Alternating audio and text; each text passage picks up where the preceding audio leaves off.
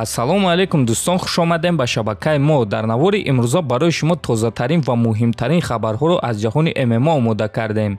Дар ягон ҷо баъд аз он нишаста лайкро зер кунен, мо боша наворро оғоз мекунем. шахсоне ки доруҳои гиёҳӣ дастрас кардан мехоҳанд, шумо метавонед доруҳои даркории худро аз ширкати шифофармо дастрас кунед ва ҳамин гуна ҳам доруҳои даркории худро харидорӣ мекунед ва ҳам моро дастгирӣ мекунед.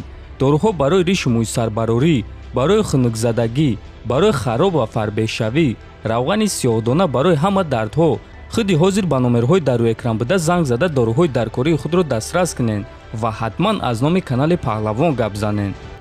шаби гузашта дар шаҳри Дублини, Ирландия, турнири Bellator 275 баргузор гардид, ки дар он варзигари тоҷик Хуршед Қаҳоров бо рекорди 8-0 дар қафас бо Бред Ҷонс бо рекорди 17-3 вохӯрд. муҳорибат дар вазни 61 кг баргузор гардид ва дар сеюм раунд бо тариқи нокаути техникӣ ба анҷом расид ва мутаассифона на ба фоидаи варзигари тоҷик. ҳамин тариқ Хуршед Қаҳоров дар карьераи профессионалии худ аввалин маротиба шикаст хӯрд ва акнун рекорди ӯ 8-1 шуд. мо ба Хуршед Қаҳоров гуфтанем ки рӯафтода нашав бародар, ғалабаҳои калон дар пешанд. ҳама коре ки мешавад ба хости худованд аст ва барои мо албатта ки ин дарс хоҳад шуд. баромадҳои туро бесаброна интизорем бародар.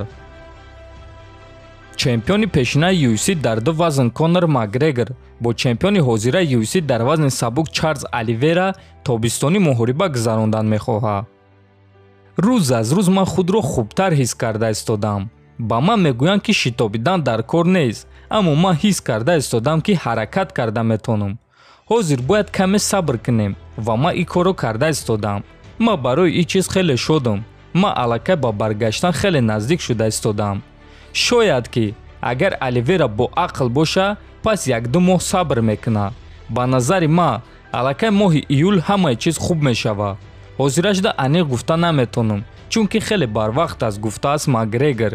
хотиррасон мекунам ки Конор Макгрегор дар сеюм муҳориба зидди Дастин Порье осеби хеле вазнин гирифт ва то ҳол худро барқарор карда истодааст ва чӣ хеле ки мебинем Макгрегор ба Оливера маслиҳат дода истодааст ки бо геҷи муҳориба нагзарона, ахиди Конорро интизор шава. ҳамчунин бояд гуфт ки муҳорибаи Чарлз Оливера ва Ҷастин Геҷи бояд ки рӯзи 7 май дар турнири UFC 274 баргузор гардад. чемпиони пешинаи вазни сабуки UFC Ҳабиб Нурмагомедов омода аст ки кори нотамоми падараш Абдулманаб Нурмагомедовро ба анҷом расонад ва дӯст, ҳамдаста ва шогирди падараш Ислам Махачевро чемпиони UFC кунад. ман Исламро зиёда аз 20 сол мешавад ки мешиносам.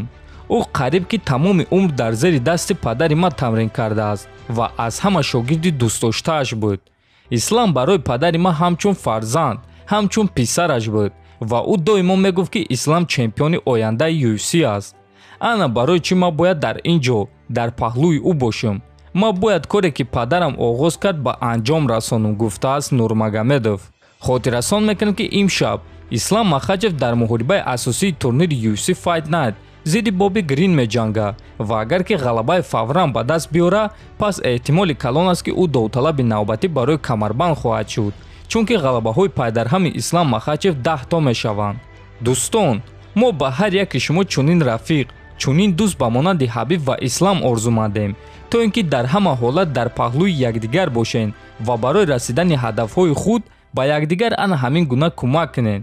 бо ҳамин суханҳои зебо навори мо ба анҷом мерасад. ҳатман фикр ақидаотонро нависен, дар канал обуна шавен, то бозидид хонободу сарбаланд бошен.